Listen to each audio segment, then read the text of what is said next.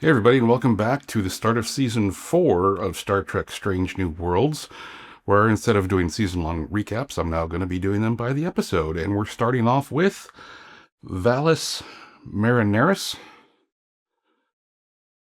Valles Marinera?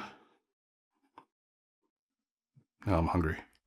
This episode starts off with Pike, M'Benga, and La'an returning from a mission where they were riding horses away from delivering medicine to a group of people on a planet that apparently they didn't have very advanced technology or society. So they're going undercover. It looks like the Old West. Looks like they're having a lot of fun riding these horses. After they beam up, though, it appears that Spock and La'an are still hot and heavy based on their banter, much to the surprise of Scotty. Una tells Pike that Admiral April is waiting for him. April reveals that Pike is up for promotion to Commodore. But Pike doesn't want it. He's trying to stay busy to distract himself from the loss of his girlfriend Marie. We are then introduced to a new character, Cadet Asha, a Vulcan communications officer. Will this be a permanent addition, or are they introducing a new disposable character for this season? We'll see. Pike lays out the new mission, investigating a rare Category 10 interstellar squall. Pelia mentions that she's actually seen one of these before, a long time ago, from a phone box. Very cute nod to Doctor Who. There was actually talk, maybe it was just internet rumor, of a crossover with Doctor Who, but due to legal reasons it never came to fruition. It would be interesting, though. As they are observing the incredibly destructive squall from a safe distance, Uhura picks up a distress signal from inside the storm, a mayday buoy. And now remember this. Pike orders them to get closer, but the squall suddenly goes into an exponential expansion, and they hightail it out of there. But the squall twists the ship into a vortex, as interstellar squalls are wont to do. Those silly squalls. We don't see exactly what happened, but when they recover, Spock reports that the only functional system is life support. Close one there. Scotty reports they lost all of their iridium, which is needed to restart the warp engines, which of course they need to be able to get home. Spock states that there are 3 nearby Class M planets, and one has the much-needed iridium. So, Una, Ortegas, and La'an take a shuttle. While landing, Ortega says that they're going to have to land pretty far from the signal, as there are no closer options. I hate this. In watching the rest of the episode, there were plenty of options. This is just a poor excuse to maybe pad the episode, make it fill the 40-50 minutes they need. It just causes them to land further away and walk around. I think they could have landed really close and still run into all the things that they're about to run into. Once on the ground, they scan for the iridium, and they find it. They know which direction to go, but La'an scans for life forms and finds a big one. But before they can see what it is, the Enterprise is grabbed by another ship in some sort of tendril tractor beam thing.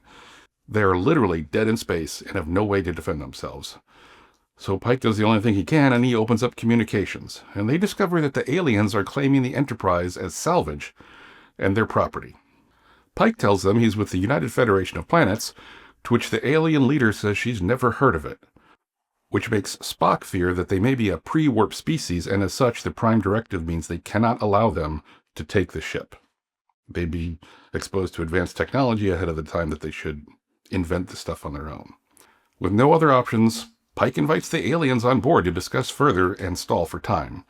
But Spock finally determines their location. They're in the Sol system. Yes, our solar system, the one with Earth. Sol is Latin for sun. Not only that, Spock estimates they have been flung 65 million years into the past. And we all have a pretty good idea of that era, right? The away team confirms it. Yep. This is the dinosaur episode we saw teased in the trailer. Now, this is important. Pay attention to this line from Spock. Quantum entanglement has Enterprise firmly anchored 65 million years in the past. You're saying we're stuck here? Yes. And also no.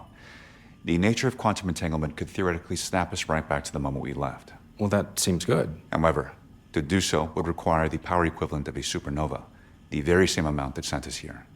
Without it, we are trapped in the past. This line stuck out to me. It's not exactly correct. That's not quite how quantum entanglement works. but it will suffice as an explanation until later in the episode. Meanwhile, the alien Lady Cassell takes the Enterprise's warp core. Pike intervenes and Cassell tells him she knows they're from the future. Back on Earth, yeah, that's where the Iridium signal was. They're really on Earth 65 million years ago. The away team finds a wrecked alien craft and the source of the Iridium signal. La'an and Ortegas find a cryopod, and the dead alien inside somehow reacts to them. But La'an shrugs it off as reflexes? Huh? It doesn't make any sense. Una finds the much-needed Iridium fuel pod when suddenly a velociraptor jumps out and La'an punches it. Sort of a needless moment that doesn't really add anything to the story other than an eye-roll moment. They make it back to the shuttle, and the door has been open this whole entire time? Regardless of which planet you're on, or when in time you've been thrown, wouldn't you close that door when you weren't there? I thought for sure there was going to be a jump scare moment with some critter inside the ship, but thankfully the writers refrained. Once back on board, apparently La'an says that she broke her hand but doesn't feel it. She fears that her recessive eugenics DNA inherited from her ancestor Khan might be activating. Then M'Benga asks her this. Are you going to try and take over the galaxy now? In Earth's history from originally the late 1990s, Khan tried to take over the world, as humans hadn't created starships yet. And this crew does not, or should not, wink wink writers, encounter Khan at all, as Kirk's Enterprise finds him years after this takes place. So why did M'Benga say, take over the galaxy? That was something Khan wanted to do after he's discovered in 23rd century, not back on Earth in the 90s. I think the writers screwed up here. You got to keep track of your continuity, writers, because we sure do. At any rate, this is surely a setup for something later in the season, dealing with her lack of feeling pain and her eugenics DNA being activated. Back on the bridge, the crew chases the Martian ship, that sounds odd to say, as it speeds towards the fifth planet, the homeworld of their enemy, the Doldrums. It's not spelled the same, but it sounds like doldrums. But this fifth planet, it's not Jupiter. As you know from elementary, or was it middle school? Earth is the third planet from the sun, Mars is fourth, and Jupiter is fifth. So according to this episode, there was a different fifth planet that the Doldrums called home. And the Martian vessel just launched a missile with the Enterprise's warp core straight at it in an attempt to destroy the entire planet.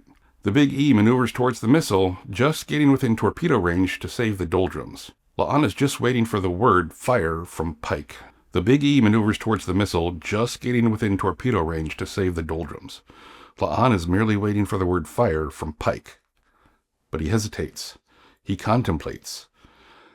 This is the aha moment for the audience, as we all are thinking along with him. He finally cancels the torpedo launch. The crew doth protest. And then there's this exchange. Chris, our future notwithstanding, we can't just sit here and let that entire planet be destroyed.